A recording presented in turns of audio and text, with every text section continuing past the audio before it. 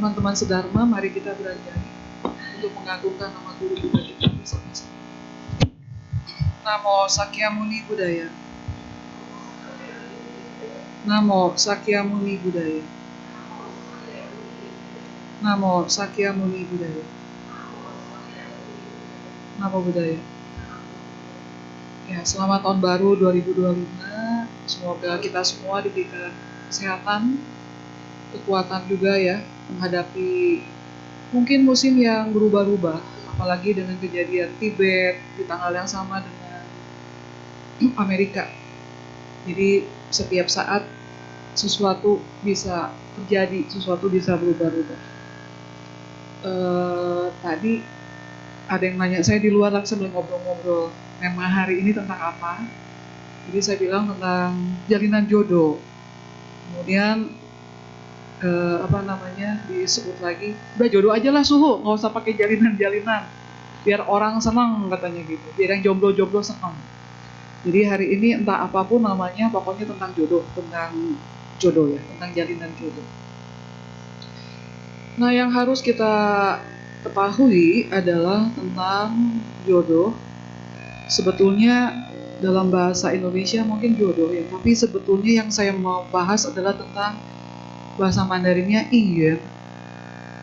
Yingyuan, Yin-nya itu berarti sebab, Yuan-nya itu jalinan sebab berarti ya. Jadi bahasa Indonesia memang agak sulit.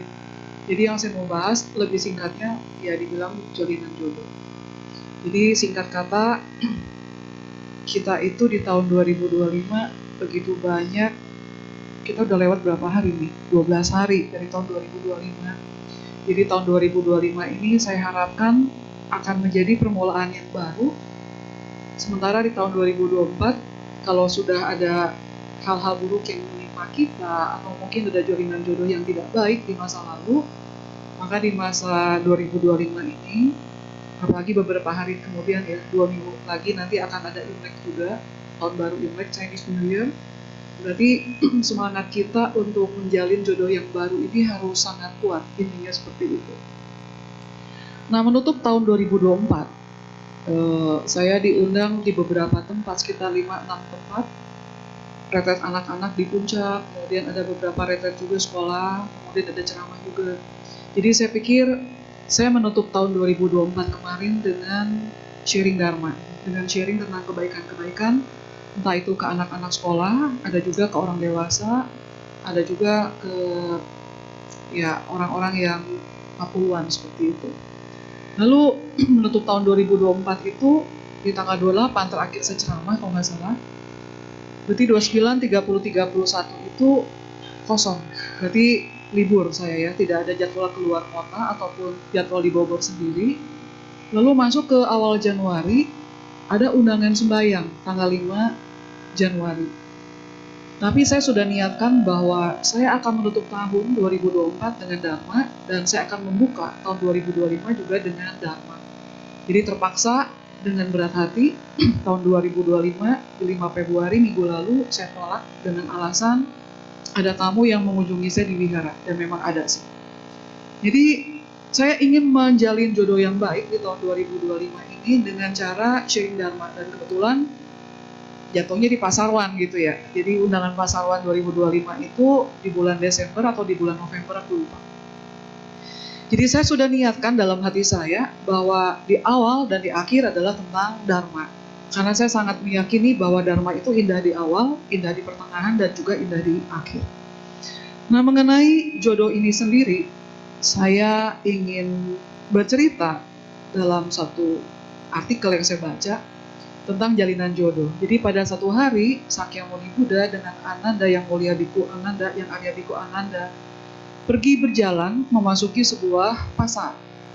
Kemudian di pasar tersebut, mereka berdua bertemu dengan tukang jual babi yang sudah berumur, sudah tua. Kemudian tukang jual babi ini mengeluh, menangis. Dia bilang, saya sudah begini tua, tapi anak saya meninggal muda.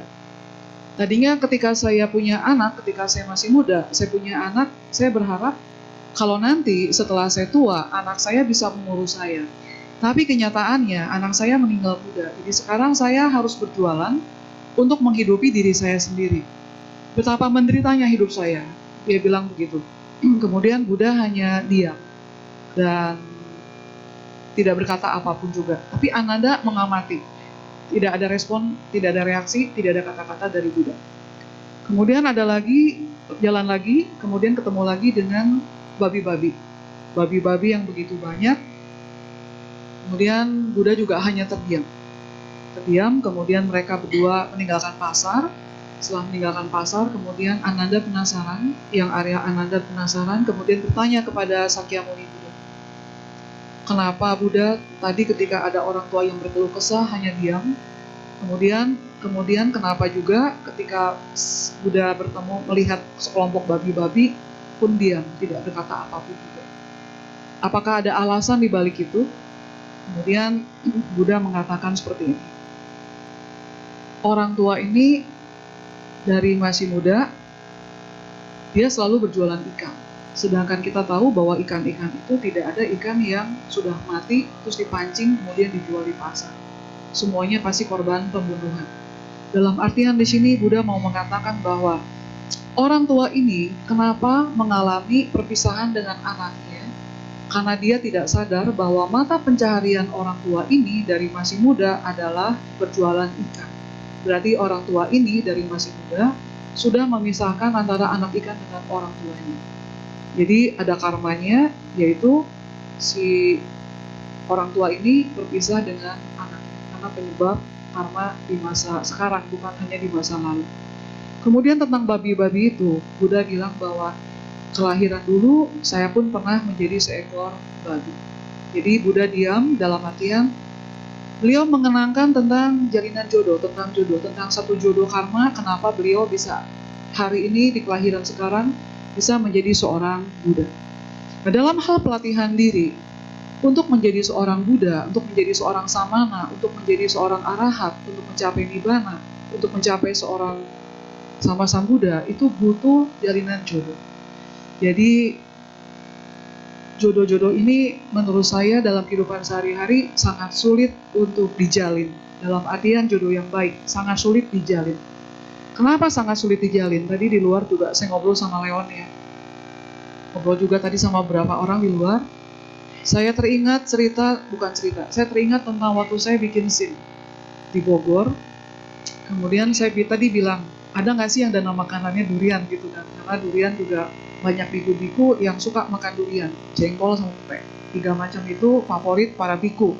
Bukan cuma bante, suhu-suhu juga. Durian, jengkol sama pete. Terus saya bilang saya dulu nggak makan lah ya. Makan cuma sedikit. Udah sampai Bogor pada makan suhu-suhunya, jadi saya ikut makan. Oh ternyata jengkol kalau yang bisa masaknya kayak kentang pulen. Terus lama-lama nggak makan lagi. Ada penyebab saya nggak makan. Jadi satu hari SIM saya habis. SIM saya habis, saya perpanjang SIM. Kemudian nunggu antrian. Di sebelah saya ada bapak-bapak, manula lah. Opa-opa sudah umur 65.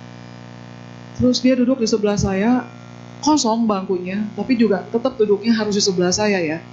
Jadi ini juga jodoh yang saya tidak bisa hindari. Jadi mungkin kalau ayah kemana-mana harus bawa Nani, saya kemana-mana nggak bisa bawa orang gitu ya, karena orang pada sibuk. Bangku begitu banyak, dalam hati saya ngedumel juga ya. Ini orang ngapain deket-deket gua gitu kan. Tapi mungkin dia juga penasaran. Ini kepala gundul, bajunya aneh, ini orang apa gitu kan. Celana dibelit-belit, diket-diket kayak Shaolin. Jadi dia duduk di sebelah saya, dia pikir saya laki-laki. Jadi walaupun suara udah nggak jelas laki atau perempuan, dia tetap beranggapan saya tetap laki-laki. Dia ngajak ngobrol terus, tinggal di mana, terus dia cerita bahwa dia seorang pensiunan tentara dan lain sebagainya, panjang lebar, ada kali 40 menit. Tapi permasalahannya bukan dia bicara 40 menit, tapi dia sudah selesai makan jengkol. Itu yang jadi masalah. Jadi ketika dia bicara, saya sudah, kepala saya udah pusing. Iya Pak. Bisa udah nengok, udah begini ya, udah banyak gerakan tubuh, tapi dia tidak menyadari bahwa betapa mengganggunya hembusan-hembusan napas dari orang di sebelah saya. Akhirnya saya selalu mengingat ajaran dari Buddha untuk selalu menyucikan hati dan pikiran, tapi itu sulitnya luar biasa, sulit sekali. Yang timbul adalah kemarahan, kebencian, lalu enek gitu ya. Ini orang kenapa sih? harus dekat-dekat dan harus kita panjang lebar. Saya udah dia pura-pura ngantuk. Jadi banyak trik untuk menjauhi dari orang-orang yang tidak kita sukai. Tapi tetap ngomong panjang lebar. Akhirnya saya buka lagi, udahlah jangan menipu diri sendiri. Pas tiba giliran dipanggil, saya mau, Mak duluan masuk. Itu adalah pembebasan buat saya ya, cieto, nibana buat saya. Nah di sini tentang jalinan jodoh. Banyak hal di dunia ini yang tidak bisa kita lepaskan begitu aja dan kita harus terima. Dari, mohon maaf nih ya, bau mulut, bau badan, bau rambut, bau apapun juga, itu kadang-kadang menimbulkan pikiran-pikiran yang tidak menyenangkan dalam batin kita. Nah kalau misalkan jodoh-jodoh yang terjalin ini, yang harusnya kita menjadi jodoh baik dengan orang-orang yang mengeluarkan bebauan yang tidak kita sukai itu, terus kita berusaha untuk netral, tapi kebanyakan kita nggak sanggup. Ini yang jadi masalah, mengakibatkan kelahiran berikutnya kita dengan orang-orang ini terjalin jodoh yang tidak baik. Masalah tidak baik ini bukan karena kita yang membenci mereka, tapi karena spontan muncul dari bibit-bibit atau dari sumber-sumber pikiran kita. Ini yang harusnya menjadi PR besar buat kita semua. Jadi balik lagi ke ajaran Buddha tentang samadhi, tentang meditasi. Jadi ada kelas meditasi di Wihara Dharma Sukha Pluit, wajib ikut. Kalau nggak punya waktu, ada kelas online saya lihat ya, biku-biku, bante-bante banyak yang buka kelas online. Coba ikutlah 1 hari, 1 jam, 2 jam. Paling tidak bisa mengenali pikiran apa sih yang muncul. Karena ketika duduk bersama-sama seperti ini, banyak hal yang membuat pikiran kita berubah-ubah. Dari kaos kaki nggak pernah ganti. Ini cerita lagi ya, ada orang curhat sama saya, tapi saya juga nggak punya solusi. Seorang guru perempuan curhat tentang guru laki-laki di tempat yang sama, karena AC tidak semuanya ada. Dalam artian, oke lah, di dekat saya mungkin dingin. Tapi di beberapa tempat di tengah-tengah mungkin tidak terlalu dingin. Jadi guru ini duduk di pojok, guru agama Buddha, dia curhat. Dia duduk di pojok, dua orang di sebelah dia adalah guru olahraga laki-laki. Panas ruangannya walaupun udah ada AC, karena Jakarta memang sangat panas dan gak mungkin tambah AC. Kipas angin lah disemprot karena dia guru olahraga. Habis olahraga dari lapangan, dia masuk ke dalam, dia merasa panas. Sementara orang kanan kiri mungkin gak panas. Dia semprot AC, dia semprot kipas angin. Arahnya ke arah guru agama. Dia bilang suhu. Bagaimana saya mengendalikan pikiran saya di saat guru ini bau banget, dia bilang. Terus saya tanya sama saya, apa solusinya? Solusinya mungkin kamu request sama kepala sekolah untuk pindah tempat duduk. Suhu, sekarang saya mau request pindah tempat duduk. Itu ruangannya penuh, yang kosong cuma di sebelah saya sama bapak ini. Sekarang semua orang saya yakin gak ada yang mau tukeran sama saya. Artinya Miss, kamu mungkin berdoa pagi siang malam bagaimana caranya supaya bapak ini akhirnya bisa resign dari sekolah ini dan akhirnya gak ngajar lagi di situ, atau kamu ngomong langsung, Pak, mohon maaf Pak, tiap hari kamu coba tolong bebersih diri. Nggak berani suhu, takut karena orangnya kasar, suka marah-marah. Nah ini yang menyebabkan pikiran kita dalam pelatihan diri cukup terganggu ya. Jadi di sini kita hidup harus saling menghormati, itu penting. Saling mendengarkan juga penting, saling empati, saling memahami juga penting. Jadi yang paling sulit sebetulnya dalam menjalin jodoh ini bukan tentang ucapan, bukan tentang perbuatan, tapi tentang pikiran. Jadi kita dalam bahasa Mandarin adanya Kuang Xie San Yuan. Kuang Xie, Kuang itu tuh banyak banget, Xie itu jalin, San Yuan jodoh yang baik. Jadi kita itu seharusnya menjalin banyak jodoh dengan banyak orang. Tidak membeda-bedakan orang yang akan kita bantu, tidak juga membeda-bedakan kelompok mana yang akan kita bantu. Tapi kemanapun kita pergi, dimanapun kita berada, kita sebaiknya menanam jodoh-jodoh ini. Sama seperti kita menanam bibit pohon. Kalau kita hanya nanam pohonnya di tempat yang kuning itu, maka tumbuhnya hanya di situ. Kalau dia tumbuh. Kalau dia tidak tumbuh karena tidak ketemu matahari, tidak ketemu air, tidak ketemu orang yang merawat dengan bijak, dengan baik, maka bibit ini juga tidak akan tumbuh. Tapi kalau kita bisa menabur bibit-bibit ini kemanapun kita pergi, semua disebar. Ke Amerika kita sebar, ke Eropa kita sebar, ke Tibet kita sebar, ke kampung kita sebar, Papua disebar. Gak bilang, wah agama kamu sama saya berbeda, wah kamu bukan orang ini, saya orang ini. Tidak ada perbedaan seperti itu. Kemanapun kita sebar bibit-bibit atau jodoh-jodoh ini, maka percayalah, satu hari nanti pohon-pohon ini akan bertumbuhan di mana-mana. maka kemanapun pergi, kita akan dapat apa yang kita mau. Jadi ada sering ya saya mendengarkan orang, kayak mungkin dari timnya doa di sini ya, kalau orang kaya aja pergi, kalau orang miskin gak dipeduliin. Saya pikir-pikir, dulu ya, saya pikir-pikir benar. Tapi kelamaan kesini saya berpikir gak seperti itu ya. Orang kaya ini nanam jodohnya banyak. Contohnya mungkin donatur dari, misalkan donatur dari apa? Indomie lah misalkan ya, Indomie. Atau mie dah, jangan sebut merek ya. Mie, dia sumbang, itu tukang jual produksi mie. Dia sumbang ke tiap wihara, ke rumah-rumah ibadah, dia sumbang. Akhirnya satu hari ada keluarga dia yang meninggal dunia. Semua orang yang pernah disumbang akan datang untuk mendoakan si orang kaya. Tapi tidak terjadi dengan orang miskin. Kenapa? Atau orang yang tidak punya duit. Karena dia tidak punya apa-apa untuk disumbang. Tenaga tidak keluar, pikiran tidak keluar, kekayaan tidak keluar. Jadi ketika jalinan jodoh ini tidak ada keluarganya yang meninggal dunia, tidak ada orang yang menjalin jodoh dengan orang ini, tidak ada, kita bilang tidak ada karma baik yang akan datang menghampiri si orang miskin ini. Jadi untuk menjalin jodoh ini, yang kita harus lakukan adalah terus-menerus membuat karma baik, terus-menerus membuat sesuatu hal-hal yang baik. Jadi kita bisa melakukan lewat ucapan, lewat pikiran, maupun lewat perbuatan. Lewat perbuatan, jadi contoh yang masak, kita harus menggunakan hati. Dan ketika kita memasak di rumah, untuk para mamang nih, para ibu di rumah, jangan berpikir nanti kalau udah masak nggak ada yang makan terus malas masak. Nggak, seperti itu konsepnya. Jadi tugas kalian, ibu-ibu, adalah merawat rumah tangga. Maka itu adalah jalinan jodoh. Ketika sudah ada jalinan jodoh dalam rumah tangga, saya menjadi istrinya dia, saya menjadi mamahnya anak-anak kita, maka lakukanlah tugas memasak dengan baik dan sempurna. Masalah nanti dimakan atau tidak dimakan, itu urusan dia. Jadi para ibu ketika sudah memasak dengan hati yang lapang, dengan hati yang gembira, 2 jam kemudian sayurnya dingin, tidak ada yang masak, lalu muncul namanya pikiran yang buruk, muncul kemarahan. Waduh, sia-sia saya masak, nggak ada gunanya saya masak. Kayaknya orang-orang tidak menghargai saya. Kayaknya orang-orang tidak melihat saya betapa lelahnya masak tiap hari. Itu adalah pikiran kita sendiri. Ini yang harus dihindarkan, ini yang harus dibuang. Karena pikiran-pikiran seperti ini yang membuat hidup kita jadi menderita. Demikian pula seorang ayah, seorang papa. Udah kerja dari pagi sampai malam, begitu sampai ke rumah, anaknya diajak ngobrol, buang muka, bentak-bentak, atau nggak nanya, timbul kemarahan. Capek-capek, saya kerja siang malam buat kamu, ternyata kamu tidak menghargai saya, tidak menghormati saya. Itu adalah pikiran kita yang salah, pikiran kita yang buruk. Jadi jalinan jodoh ini sebaiknya kita yang harus rawat, kita yang harus bentuk, kita yang harus pikirkan bagaimana jalinan pikiran ini supaya menjalin jodoh yang baik lewat pikiran.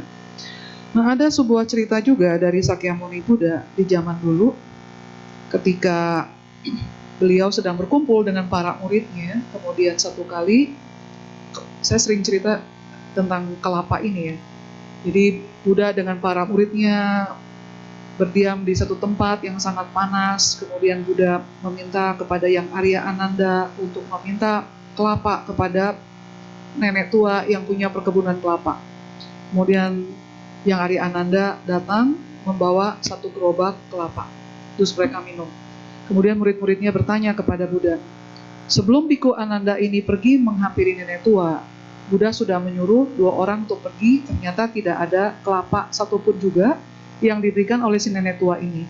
Kenapa begitu yang Arya Ananda meminta 1 gerobak kelapa muncul? Jadi Buddha bilang di kelahiran dulu, nenek tua ini adalah seekor kucing, bangkai kucing yang sudah mati. Kemudian setelah mati, rohnya ini, arwahnya ini masih tinggal di situ, menunggu siapa yang mau menguburkan bangkainya. Jadi ada kemelekatan terhadap bangkai. Kemudian yang Arya Ananda, begitu banyak orang yang lewat, tapi hanya yang Arya Ananda di masa lalu yang mau menguburkan bangkai kucing ini. Jadi di kelahiran sekarang, nenek tua ini berterima kasih kepada yang Arya Ananda karena sudah menguburkan mayat dari kucing tersebut. Jadi ini adalah kekuatan dari pikiran ketika muncul kebencian-kebencian dari arwah si bangkai kucing ini membuat jodohnya dengan yang Arya Ananda dan biku-biku yang lain berbeda. Jadi kita juga harus hati-hati dengan pikiran-pikiran yang kita tidak sadar muncul, entah entah itu terhadap anak, terhadap suami, terhadap istri, terhadap orang-orang di sekitar kita, ataupun terhadap siapapun juga. Lalu ada cerita yang lain adalah tentang tikus dan Biku Ananda. Tikus, Buddha, dan Mahakasapa. Jadi, aku lewat dulu ya, aku lupa ceritanya. Jadi cerita tentang jalinan jodoh ini tidak mudah untuk dilakukan, untuk dipraktekkan, karena dalam keseharian kita itu kita harus betul-betul mengendalikan pikiran kita. Jadi hati-hati dengan pikiran curiga kita, hati-hati dengan pikiran jahat, hati-hati dengan niat jahat, hati-hati dengan keserakahan yang sering muncul mengganggu dalam pikiran kita. Jadi untuk yang jomblo-jomblo, tadi kan ada titipan tentang jodoh yang jomblo juga ya. Jadi saat kalian akan menjalin hubungan dengan lawan jenis, kalian pikirkan dengan baik, apakah kalian akan membina rumah tangga dengan orang ini ataukah hanya pacaran aja, karena ini pun akan menentukan seperti apa mereka akan masuk ke dalam kehidupan kita. Jadi intinya adalah bibit-bibit yang harus kita tebarkan adalah bibit-bibit yang penuh dengan cinta kasih, bibit-bibit yang penuh dengan kebajikan, bibit-bibit yang penuh dengan kebijaksanaan, di mana pada akhirnya ketika mereka tumbuh jadi pohon yang besar, maka bibit-bibit ini akan kembali kepada kita. Kita yang akan menikmati hasilnya, bukan orang lain, seperti itu. Oke, sambil mengingat cerita tentang tikus, Buddha, dan Mahakasapa ya, mungkin bisa break dulu ya. Jadi intinya seperti itu, jalinan jodoh adalah jangan merasa lelah saat kita akan membangun jodoh dengan orang lain. Jodoh ini bisa jodoh dengan teman, jodoh dengan sahabat, jodoh dengan orang tua, atau dengan siapapun juga. Kemudian hati-hati dengan apa yang sudah muncul dalam pikiran kita. Jadi kalau sebaiknya sebelum pikiran-pikiran ini muncul, kita harus teguh untuk latihan meditasi atau baca sutra, baca mantra atau nianpo.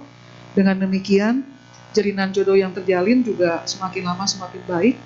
Lalu yang saran saya ketika ritual sembahyang atau doa-doa, lantang berucap, bersuara, jangan hanya berkumur-kumur, harus jelas. Karena ketika bersuara dengan jelas, para dewa juga akan mendengar, karena perputaran roda dharma juga sangat sulit mereka dengarkan. Jadi ketika berucap dengan jelas, kemudian para dewa juga senang dengan perputaran roda dharma di vihara Dhammasuka ini, mereka akan melindungi kalian semua.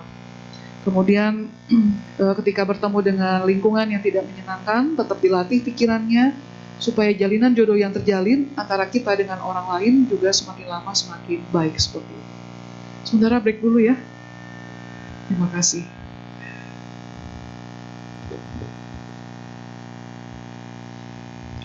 Untuk selanjutnya kita akan memasuki sesi tanya jawab. Tanya jawab bisa dilakukan dengan dua cara, yaitu dengan bertanya secara langsung atau dengan pertanyaan tertulis melalui secari kertas yang ada di kursi Bapak Ibu masing-masing. Sambil menunggu pertanyaan masuk, mari kita buka kembali buku tuntunan kebaktian kita untuk menyanyikan sebuah lagu. Kepada petugas kami persilahkan.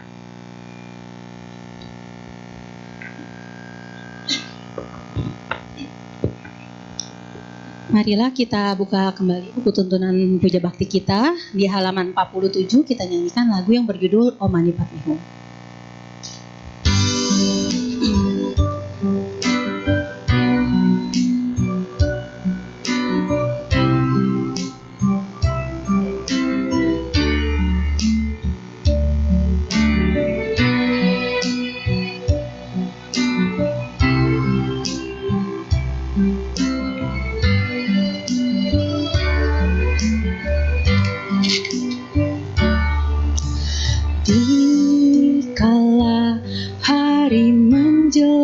Senja mentari mulai tenggelam, rembulan pun mulai bersinar terang, sesayukan terdengar suara mengalunkan desiran nada berdendang nan sukacita bagi batin dan suci kan menjadi damai tenangkan hati manusia. Tenangkan perbuatan,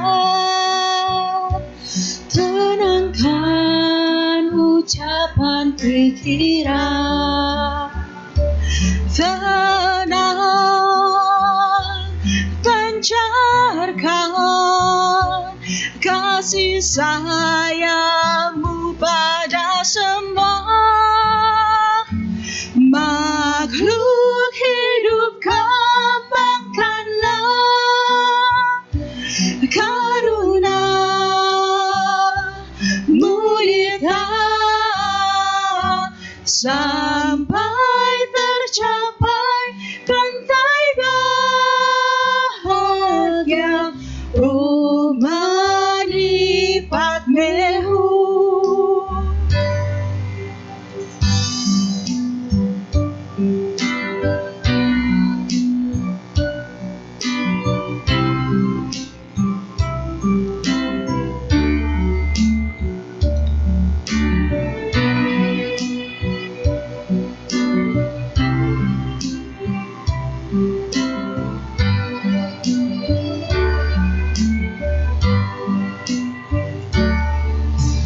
Mengalunkan desiran nada-nada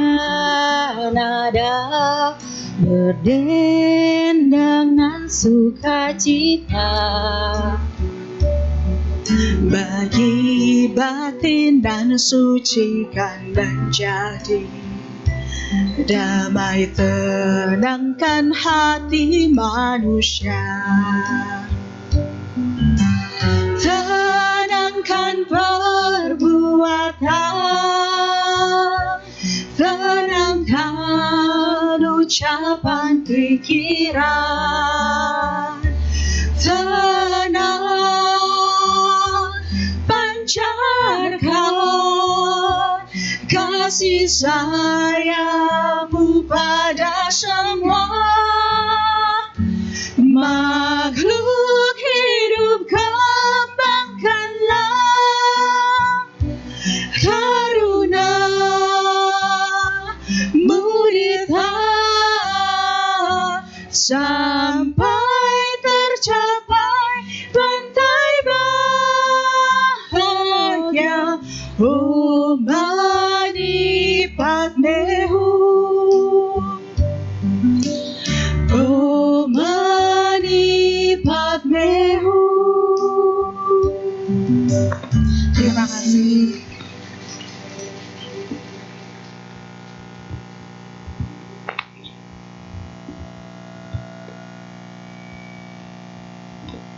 Kini kita akan masuk ke sesi tanya jawab. Apakah ada yang ingin bertanya secara langsung?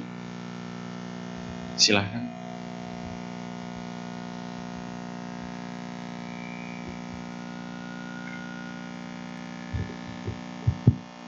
Selamat pagi, Bu Kani. Terima kasih atas kesempatan yang diberikan. Saya sebenarnya ingin mengklarifikasi dan membimbing juga pikiran saya. Jadi kan tadi orang-orang yang kita temui kan jalinan jodoh. Kebetulan kadang-kadang ada orang itu kita sudah berinteraksi beberapa kali. Nah, karena kita sudah berinteraksi, maka kita mengetahui kira-kira sikap dia gitu ya. Nah, bagaimana kita stop untuk thinking hal yang sebenarnya kita tahu bahwa dia akan pasti ke sana arahnya. Tetapi kita tahu bahwa itu sebenarnya negatif gitu ya. Bagaimana kita berhenti untuk berpikir negatif tentang dia, sedangkan kita sebenarnya sudah biasa berinteraksi. Kita.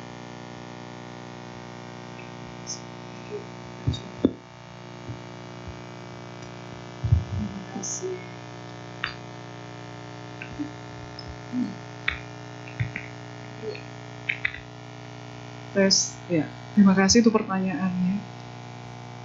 Ya. Dalam bahasa Mandarin melatih diri namanya shusing. Shu artinya melatih, sing artinya ya jalan gitu, jalan pelatihan. Jadi kapan melatih diri ini berhenti sampai mati? Mungkin sampai lahir lagi sampai tergantung tujuan kita mau kemana. Jadi kalau dibilang lelah, ya lelah. Jadi ada satu suhu ya di Taiwan ditanya, Suhu, kamu nih info, kamu baca Amitabha sehari berapa ribu kali? Suhunya bilang, saya baca 1 kali. Tapi 24 jam nggak putus. Wow. Orang maunya ngitungnya 10.000, 20.000 kali. Jadi dia bilang, saya 1 kali tapi 24 jam nggak putus. Artinya untuk mempertahankan pikiran supaya dia tidak bercabang, itu sesulit itu. Dan saya pribadi juga belum sanggup gitu sampai 24 jam baca Amitabha atau baca Kuan untuk menjaga pikiran supaya tidak melenceng kemana-mana. Artinya, latihan untuk menjaga pikiran ini nggak bisa dilakukan hanya 1 kali, 2 kali, 3 kali, tapi dilakukan setiap momen, setiap detik. Sampai kita napasnya putus, istilahnya seperti itu. Nah, dalam perjalanan hidup kita sebagai manusia, pikiran-pikiran itu sering muncul ya, entah itu karena negatif ataupun positif. Dan kita tahu ketika pikiran positif akan mengakibatkan karma baik yang positif juga dari pikiran. Kalau pikiran yang buruk akan mengakibatkan karma buruk dari pikiran juga. Nah, ketika pikiran-pikiran ini tidak bisa berhenti berpikir karena banyak komanya, bukan langsung titik, yang saya lakukan adalah saya langsung kadang-kadang nggak sadar spontan. Kadang-kadang butuh jeda 2 detik, 3 detik sebelum langsung sadar, pikirannya kok nggak titik tapi koma. Di saat begitu sadar, saya langsung stop, berhenti. Ketika saya tahu bahwa orang ini akan melakukan, wah ini kayaknya nggak lama jatuh nih, atau ini nggak lama bakalan nipu, bakalan bohong, itu dari pikiran saya kan. Begitu muncul, saya berusaha titik. Masalah nanti terjadi itu adalah karmanya dia, bukan karmanya saya. Jadi yang saya lakukan ketika saya menjalin jodoh dengan banyak orang, termasuk dengan para orang tua ya, para anak, ketika curhat sama saya di sekolah, kemudian anak ngomong kemana, saya udah bisa nebak ini, kemana arah lari ceritanya, tapi tetap saya harus mengambil sikap yang netral. Nah, bagaimana saya mengambil sikap yang netral? Ini harus latihan. Jadi dalam latihan saya dari 2010 masuk bimbingan konseling untuk menjadi pendengar yang baik tanpa ngejudge orang, ini sangat sulit. Jadi latihan saya dari 2010 tanpa ngejudge, akan muncul pemikiran-pemikiran, wah kayaknya mamanya nggak bener, kayaknya suaminya selingkuh, akan muncul. Tapi begitu muncul, saya langsung titik, udah stop. Jadi saya motivasi diri saya sendiri untuk menghentikan pikiran-pikiran itu. Jadi bagaimana caranya? Kuncinya cuma tadi yang saya bilang, satu, ada latihan meditasi, ikutlah latihan meditasi. Nah, ayah kalau ada bikin kelas, boleh ikut juga, gabung 2 orang, 3 orang, 4 orang, sampai akhirnya bisa ikut. Karena dalam latihan 5 menit aja pun sudah ngebantu banyak. Jadi di sekolah yang saya kerja itu, guru BK-nya kebetulan bukan Buddhis. Tapi saya ada di situ, Buddhis, sekolahnya sekolah Buddha. Tapi saya tidak ada inisiatif untuk meditasi. Karena saya pikir tiap sekolah punya sistem dan saya nggak bisa ikut masuk campur tangan.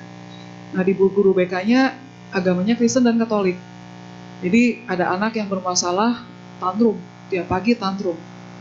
Kebetulan si guru BK ini udah nikah sama orang Buddhis nih.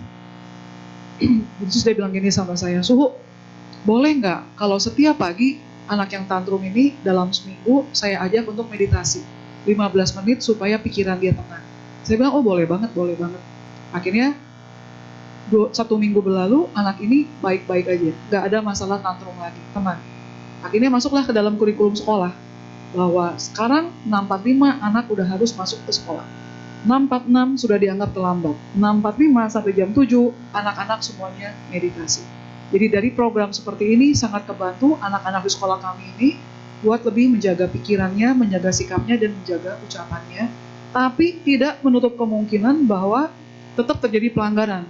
Yang didorong lah, yang ditendang lah, yang dicegah lah, seperti itu. Artinya, pelatihan diri ya harus umur hidup. Artinya ibu di sini stop langsung udah nggak mungkin ya, karena kita dari mata lihat, dari telinga lihat, dari pikiran juga lihat. Termasuk saya ketika bikin SIM di sebelah saya tiba-tiba, ini Bapak kenapa harus makan jengkol sebanyak itu ya, sampai baunya kayak begitu. Dari situ saya langsung mengambil sikap, ada trauma saya. Oh, kalau gitu saya kan banyak diundang orang nih kemana-mana. Jangan sampai ketika saya diundang orang mencap saya, wah Susiensi bau jengkol. Jadi saya langsung stop, tidak lagi makan jengkol sejak ada kejadian di tempat bikin SIM itu. Itu saya. Orang bilang jengkol enak? No, tidak. Karena tiap hari saya akan ketemu orang. Jangan sampai ada orang ngelabel saya, bau jengkol. Ini yang saya hindari juga untuk membuat pikiran-pikiran kita lebih positif. Salah satunya adalah kenapa dalam Mahayana biku-biku sebaiknya tidak makan bawang, karena bawang itu juga mengeluarkan bebauan. Di Indonesia mungkin bawang tidak terlalu bau ya, masih oke. Tapi kalau di India, di negara-negara yang memang bawangnya kuat baunya, nah itu sangat mengganggu. Apalagi terus mobil, buka jendela kanan kiri, kalau bisa udah kita jalan kaki aja, itu mengganggu. Jadi itu alasan utama kenapa makanan juga harus dijaga. Karena kita makannya senang, tapi yang dekat sama kita, ya ini akan mengacaukan pikiran-pikiran mereka seperti itu. Jadi saran saya cuma satu, tetap dilatih. Yang tadinya mungkin 10 menit baru stop, latihan terus 8 menit, 5 menit, 3 menit, 2 menit, 1 menit, terus akhirnya ya udah diterima. Jadi setiap apapun yang dilakukan oleh seseorang itu pasti ada sebab di belakangnya. Kalau saya bilang setiap orang itu punya story di balik apa yang dilakukan sama dia. Mungkin trauma di masa kecil, mungkin juga pengalaman kecil yang sangat menyenangkan. Jadi dia ada sebab-sebab sampai actionnya tidak menyenangkan atau mungkin jadi negatif di mata kita. Jadi jalinan jodoh seperti ini sebaiknya tetap dikurangi, dihindari. Kalau nggak bisa dihindari, kemudian disadari, oh ya, pikiran negatif saya sudah muncul. Nah, ada cerita dari lebah dengan Sakyamuni Buddha ya. Jadi pada waktu itu Buddha terlahir sebagai seorang bodhisattva sedang meditasi di puncak gunung. Di bukitnya ini ada seorang, ya kita bilang petapa yang lain. Lalu ada sekelompok lebah terbang, naik ke puncak bukit dulu, ke puncak gunung, terus muter di kepalanya Sakyamuni Buddha, di kepala bodhisattva tepatnya. Kemudian muncul sesaat pikiran terganggu, tapi tidak lebih daripada 1 jepit jari. Berarti 1/360 detik momennya itu terjadi, muncul pikiran saya terganggu, kemudian lenyap lagi. Lebahnya turun ke bawah, mendekati si yang petapa di bawahnya itu, tapi petapa begitu dengar suara lebah sedang berdengung, yang dimunculkan adalah pikiran welas asih. Lebahnya pulang ke sarangnya. Kemudian kelahiran sekarang, yang di atas jadi Sakyamuni Buddha, lebah-lebah ini jadi 500 orang di kampung. Nah, pada saat itu Sakyamuni Buddha mau masuk kampung. Kemudian ada kelompok-kelompok orang dekat gapura di situ. Kemudian Buddha menghampiri dan bertanya, saya mau masuk ke kampung minta izin. Orang-orang itu semuanya tidak mempedulikan Buddha, bahkan balik badan, ngasih pantat. Kemudian Buddha menyuruh satu orang arahat untuk menghampiri orang-orang kampung, meminta izin bahwa mereka akan masuk ke dalam kampung dan bermalam di kampung tersebut. Begitu arahat ini datang, orang kampung langsung balik badan menghampiri. Kemudian mereka bermalam di situ. Nah, malam-malam murid-muridnya bertanya, Buddha ini diagungkan oleh semua orang, kenapa sekelompok orang kampung ini tidak menghormati kamu? Kemudian Buddha bilang, karena di masa lalu mereka adalah lebah, saya muncul pikiran yang tidak menyenangkan. Saya nggak suka sama mereka hanya sesaat. Ini yang menyebabkan mereka juga tidak suka sama saya. Jadi ketika sudah tahu dari cerita ini bahwa pikiran sangat mendominasi dalam jalinan jodoh, maka sebaiknya kita usahakan jangan berlarut-larut gitu. Kemarahan-kemarahan, kebencian-kebencian, ketidaksukaan terhadap sesuatu, stop, titik. Jangan dilanjutkan, jangan jadi koma sepanjang-panjangnya seperti itu. Lalu yang tadi akan saya ceritakan adalah tentang nenek tua, tikus, dan Mahakasapa. Jadi Buddha, Sakyamuni Buddha sedang membabarkan Dharma, banyak orang yang berkumpul untuk mendengarkan Dharma, dan banyak orang yang tercerahkan. Tapi tidak terjadi dengan si nenek tua. Ketika Sakyamuni Buddha membabarkan Dharma, nenek tua ini sama sekali tidak mau mendengarkan Dharma, apalagi praktek Dharma. Jadi pada akhirnya untuk menolong nenek tua ini, maka Sakyamuni Buddha meminta Mahakasapa, yang Arya Mahakasapa, untuk mencari nenek tua ini dan membabarkan Dharma. Begitu yang Arya Mahakasapa menghampiri nenek tua ini langsung senang dengerin Dharma dan langsung mau melatih diri. Jadi para muridnya bertanya, kenapa Buddha yang dikagumi oleh begitu banyak orang, tapi ketemu nenek tua ini gak ada jodohnya, sedangkan yang Arya Mahakasapa ada jodohnya. Buddha bilang, nenek tua ini dulunya adalah seekor tikus, bangkai tikus mati. Saya lewat, saya cuekin, gak dikuburin. Jadi kejadian lagi sama kucing tadi ya. Saya gak kuburin, Mahakasapa yang lewat dikuburin. Jadi akhirnya nenek tua ini dengan pikiran yang positif berterima kasih kepada yang Arya Mahakasapa. Jadi waktu datang Mahakasapanya langsung disambut, ngomong apa juga didengerin. Jadi mungkin aja ya jodoh jalinan saya hari ini ada di sini, di mana kalian semuanya mau mendengarkan saya. Ini jodoh jalinan juga di masa lalu seperti itu, yang saya juga sangat bersyukur. Jadi tetap usahakan yang terbaik lah buat diri kita sendiri, jangan mencari yang buruk-buruk untuk diri kita sendiri. Mudah-mudahan bisa menjawab ya Bu. Ada pertanyaan ya, selamat siang, selamat pagi, Amiroho. Dalam rumah tangga, kadang kita bisa marah, ucapan kasar, misal pada anak atau suami. Apakah dengan yencing, dengan yamkeng bisa menghilangkan akibat dari perbuatan buruk ini? Balik lagi ke ajaran Buddha bahwa karma buruk tidak bisa dihilangkan oleh baca mantra ataupun baca sutra. Ataupun dengan pertobatan namaskara sebanyak-banyaknya. Jadi karma yang sudah kita lakukan, entah itu baik atau buruk, dia akan tetap berbuah. Yang bisa kita lakukan adalah stop, jangan lagi melakukan hal-hal yang buruk, baik lewat ucapan, pikiran, maupun perbuatan. Nah, seumpama, mungkin ibu di sini ya, karena ada suami. Kalau seumpama ibu tetap tidak mampu mengendalikan perasaan-perasaan yang muncul, ibu boleh mencari orang ketiga untuk curhat. Jangan mencari orang ketiga untuk curhatnya yang tidak membantu ibu dalam mengatasi emosi ibu. Jadi carilah orang-orang ketiga yang bisa membantu, yang lebih bijak, yang bisa membantu mengatasi emosi-emosi kita supaya bisa cooling down, bisa turun. Jangan tambah lama, tambah naik, kemudian jadi bermasalah buat orang sekitar. Jadi baik lagi ke ajaran Buddha bahwa sila, samadhi, dan panya itu adalah yang diajarkan oleh Buddha. Nyencing ini hanya ngebantu supaya pikiran kita tidak menjadi liar. Nyencing ini sutra, cing itu sutra, nyen itu baca. Jadi sutra ini ada artinya, dia seperti dongeng. Ketika dibaca, kita paham artinya, kita akan berubah cara berpikir, cara berucap, dan cara bertindak. Jadi kalau nyencing kurang paham artinya, nggak apa-apa juga. Yang penting fokus baca, itu akan membuat pikiran kita, perasaan kita lebih tenang. Itu yang akan membuat kita saat menjalin jodoh dengan orang-orang sekitar lebih baik, tidak menjadi marah-marah. Itu yang membuat yang manfaat dari nyencing atau membaca sutra atau membaca mantra. Semoga bisa menjawab. Jadi ibu mulai hari ini bertekad tidak marah, tidak mengucapkan kasar pada suami atau anak ya. Contoh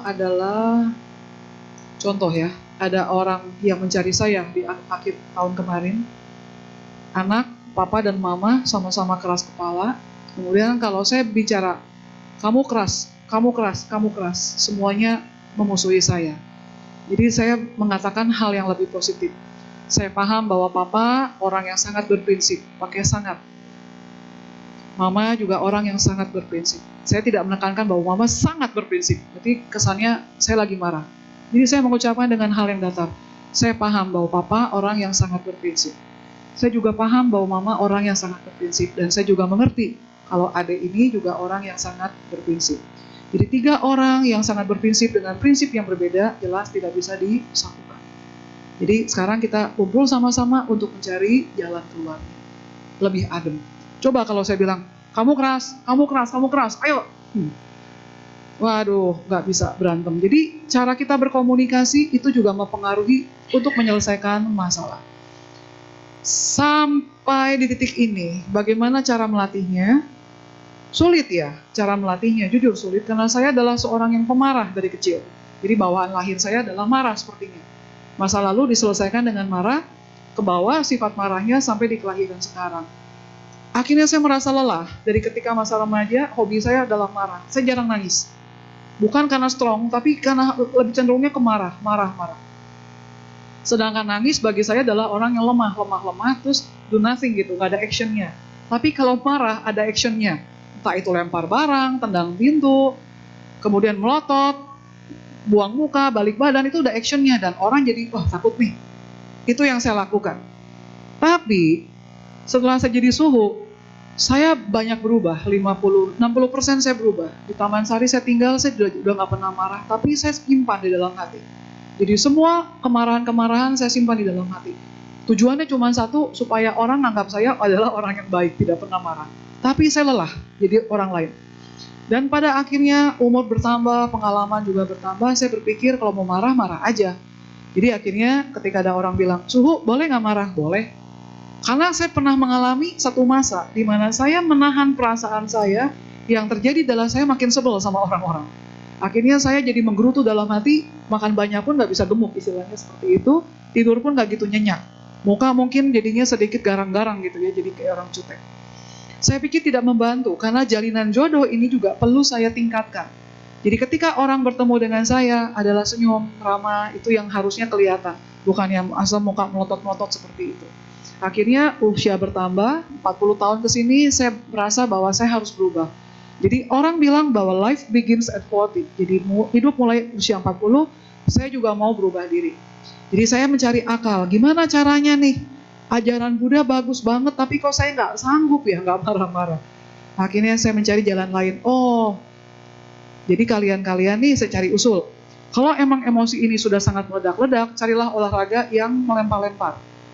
Lempar bola, badminton, basket, tenis, pingpong, nah itu semua energi keluar. Mungkin relax jadinya. Kemudian kalau misalkan mau ngomel, keluar, lari, karaoke, nyanyi sepuas-puasnya, sekencang-kencangnya. Ada pengalihan seperti itu, mudah-mudahan jalinan jodoh yang terjalin juga lebih nyaman, lebih enak seperti itu. Jadi ada di titik hari ini, saya rasa bukan 1-2 hari saya melatih diri ya, karena sudah puluhan tahun juga saya lelah dengan perasaan yang terus-menerus naik turun. Jadi saya rasa kita semua di sini juga wajib bagaimana supaya balance, bukan hanya balance dalam pikiran, tapi balance benar-benar dengan hati. Ini yang paling penting. Pertanyaan berikutnya adalah, mohon nasihat mengenai jodoh di kehidupan sekarang, bisa terlahir jadi ibu, ayah, dan anak. Bagaimana menjaga jodoh tetap baik? Yang saya lakukan, ini manfaat dari banyak membaca adalah membuka wawasan kita. Jadi tentang jodoh ini, sebenarnya tema yang hari ini saya mau bawa bukan tentang jodoh, tapi tentang keyakinan. Kenapa? Jadi dalam sebulan kesini ya, dari akhir Desember sampai berapa hari lalu, ada 2 orang yang terus rajin WA saya, entah itu lewat Telegram ataupun lewat WhatsApp, yang bertanya, tapi membuat saya marah. Karena tadi ya, dominan saya dari marah. Jadi saya ragu-ragu. Saya baca, balas jangan, karena saya merasa bahwa pertanyaannya lama-lama tidak untuk menambah wawasan, tapi hanya untuk menguji, benar atau enggak, terus lempar-lemparan gitu. Kata su ini. Saya paling tidak suka ketika ada orang bilang kata su ini benar nggak begini, kata su ini benar nggak begini. Itu yang saya paling nggak suka. Kenapa? Karena menurut saya tiap orang belajar Dharma itu punya cara sendiri. Sama seperti ketika kita mendengar atau membaca cerita tentang seekor gajah yang sangat besar, lalu banyak orang-orang buta di sekitarnya, lalu mendeskripsikan tentang gajah. Satu yang pegang kakinya bilang gajahnya keras, kuat, kayak batang gitu. Satu lagi yang pegang belalainya mungkin bilang belok-belok, gajah itu belok-belok. Yang pegang belalainya mungkin bilang apa, yang pegang kupingnya bilang apa, jadi nggak ada yang sama. Tapi intinya ketika dikumpulkan jadi satu, itulah Dharma. Jadi orang ini pun sama ya, bertanya tentang keyakinan, termasuk salah satu pertanyaannya adalah, bagaimana cara membangkitkan keyakinan pada ajaran Buddha? Jadi walaupun saya marah, tapi pertanyaannya sangat menggelitik hati saya tentang keyakinan. Jadi tema hari ini sebetulnya tentang keyakinan, tapi dipikir-pikir lagi, marah saya, kesal saya masih ada nih sama orang ini. Jadi saya pikir, jalinan jodoh mungkin lebih bagus ya, karena ternyata untuk mendeskripsikan pikiran itu sulit. Nah di sini tentang jodoh yang buruk, tentang jodoh yang baik dipertahankan. Yang saya lakukan terhadap message chat yang tidak menyenangkan ini adalah saya mencoba menjaga pikiran perasaan saya supaya tetap tenang. Baca sekali muncul tuh marah, kesel, merasa kayaknya diuji, kok kayak ujian gitu ya. Terus saya nggak balas, saya diam dulu, tahan dulu. Aduh, ini orang muji banget, dah saya pending, saya taruh. 2 jam saya nggak buka, dia WA lagi ke saya, kenapa su nggak balas gitu. Jadi bener-bener menantang gitu kan. Terus saya bilang, waduh sulit sekali latihan ini. Kalau saya marah bisa saya blok. Tapi saya merasa bahwa saya mengajarkan orang ketika mendelete kontak orang atau memblok seseorang, itu adalah sifat anak kecil yang suka musuh-musuhan. Itu jangan dilakukan oleh orang dewasa. Dan saya sudah dewasa, sudah tua. Jadi ketika saya membaca, aduh tobat. Apa yang diajarkan kepada orang lain semuanya kena kepada saya, dan harus bagaimana ini ya. Saya diam, udahlah jangan dibaca, jangan dibales, lewatin, tapi kebaca. Ada ujung-ujungnya, aduh mati loh. Saya taruh sampai besok pagi. Udah mulai cooling down, mulai tenang, supaya jodohnya tetap baik, saya baca lagi. Terus saya balas lagi dengan lebih sopan. Terus dia balas lagi, tek, terus belakangnya. Saya bilang, kamu coba browsing, kamu coba lihat internet, karena banyak hal dharma itu kalau cuma dari saya, kan kamu nggak percaya. Sekarang bilang sama Su ini, Bante ini, kamu juga nggak percaya, kamu nanya ke saya. Coba kamu browsing, karena di internet sekarang udah banyak biku-biku, penceramah-penceramah yang hebat-hebat, bagus-bagus. Dia jawab lagi, Suhu, kan saya mau cari gurunya manusia, bukan internet. Aduh, saya bilang ini harus bagaimana ini. Jadi pengalaman-pengalaman seperti ini tetap akan ada dalam hidup kita. Jadi balik lagi ke pertanyaan, bagaimana supaya menjadi ayah, ibu, dan anak yang punya jolonan jodoh yang baik. Nah saya percaya ya, kalian papa, mama, suami, istri dengan anak ada jalinan jodoh yang berubah-ubah. Namanya love and hate relationship. Kadang sebel, kadang cinta, kadang sebelah, kadang cinta. Demikian juga dengan biku ya.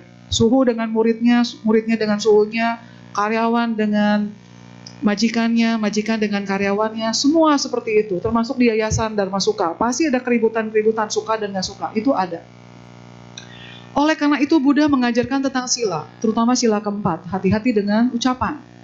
Kemudian juga Buddha mengajarkan tentang dengan pikiran. Jadi latihlah pikirannya dengan meditasi. Kemudian dalam nggak tahu kalau di sini ya, tentang pemberkatan nikah di Mahayana ada tentang Nakulapita dengan Nakulapitar, di mana Buddha menceritakan tentang kewajiban seorang suami dan kewajiban seorang istri. Jadi cara untuk menjaga hubungan antara anak, suami dengan istri supaya terjalin jodoh yang baik adalah lakukanlah kewajiban dan minta haknya supaya seimbang. Jadi hak dengan kewajiban itu adalah sesuatu yang harus kita punya. Jadi kewajiban lakukan dengan baik, jangan minta hak berlebihan. Kemudian kewajiban sudah dilakukan, minta haknya. Jangan nggak diminta haknya. Karena hak itu juga merupakan hak kita. Seperti itu. Jadi bagaimana jodohnya supaya tetap baik? Ya latihlah pikirannya, latihlah ucapannya, latihlah perbuatannya. Saya tahu, paham, susah. Sampai hari ini masih berjuang. Jadi jangan menyerah, jangan putus asa. Naik turun udah pasti ya, karena memang di dunia ini semua jalinannya kalau nggak love ya hate, kalau nggak cinta ya benci. Jadi jalinan-jalinan ini yang harus kita sadari terus. Ketika filmnya udah di pikiran kita nih, filmnya udah bergulung jadi beberapa role, langsung stop, udah stop. Kalau perlu pause, istirahat sebentar, stop dulu, dilanjutkan lagi dengan hal yang lebih positif. Jadi tugas kita melatih diri bukan hanya kerjaan 1 menit, 2 menit, tapi kalau bisa 24 jam selama kita masih hidup di dunia. Oke, mungkin seperti itu ya yang bisa disampaikan. Jadi intinya, jangan takut berbuat baik, jangan takut disuruh beres. Itu di Mahayana, masak dengan toilet itu adalah 2 hal yang paling besar jalinan jodohnya. Toilet kalau kotor, orang ke wihara juga males. Jadi karma baik yang paling besar di dalam tradisi Mahayana, masuk ke dapur, masak. Yang kedua, bersihin toilet. Yang ketiga, nyiram tanaman, bunga-bunga. Karena ketika orang datang ke wihara, mereka akan ke toilet. Mereka akan cari makan. Mereka akan duduk-duduk melihat taman. Di saat muncul kenyamanan seperti itu, di saat itu mereka menjadi senang untuk belajar Dharma. Nah mungkin cerita penutup dari saya ya, tentang dari buku Ajahn Brahm juga, dari Cacing dan Kotorannya, seorang ibu yang berniat cerai dengan suaminya, kalau masih ingat ceritanya ya. Kemudian orang bule, kemudian ibu ini pusing mau cerai apa nggak cerai karena love and hate relationship sangat mengganggu. Akhirnya ibu ini keliling komplek, tiba-tiba ada wihara di situ. Wihara besar, ibu ini hanya duduk di taman di bawah pohon, menikmati angin, menikmati hijaunya pepohonan. Sampai satu ketika ada biku yang menghampiri, kemudian bilang, ayo bu, kita latihan, ikut latihan masuk dalam altar. Ibu ini masih menolak. Beberapa waktu kemudian tergerak untuk masuk meditasi, dan ternyata beliau adalah Ajahn Brahm. Dari sana perkenalan beliau dengan meditasi dan dengan Buddhisme, dengan agama Buddha. Ada kata-kata di situ disebutkan tentang kalau ingin segala sesuatu adalah baik, maka yang harus dilakukan ketika kita mencintai seseorang, maka usahakan jangan kita mengubah mereka seperti apa yang kita mau, tapi kita yang harus berubah.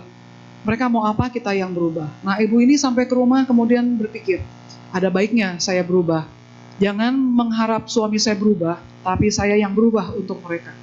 Jadi suaminya pulang, istrinya juga berubah, lebih ramah, lebih tulus dalam mempersiapkan makanan, kemudian mau mendengarkan, mau lebih senyum kali kepada pasangan ya, jangan pasang muka jutek-jutek terus.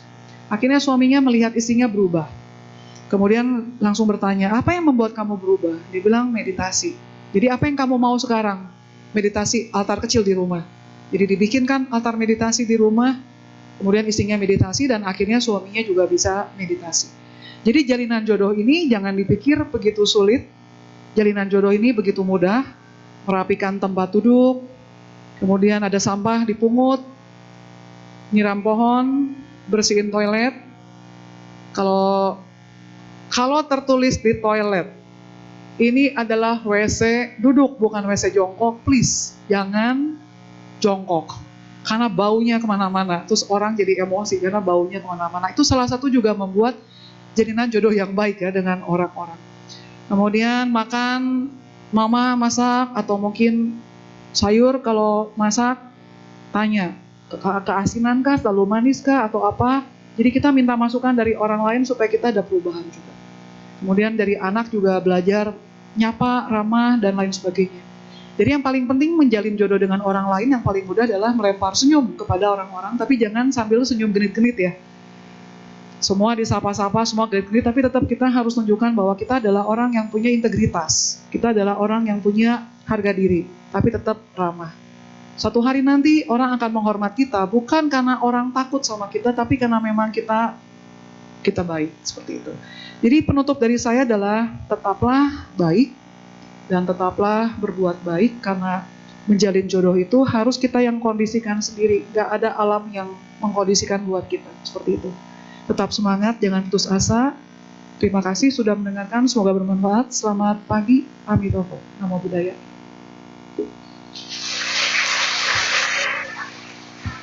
Demikian sesi Dhamma Desana pada hari ini. Kami segenap umat dan pengurus mengucapkan terima kasih kepada Suhu.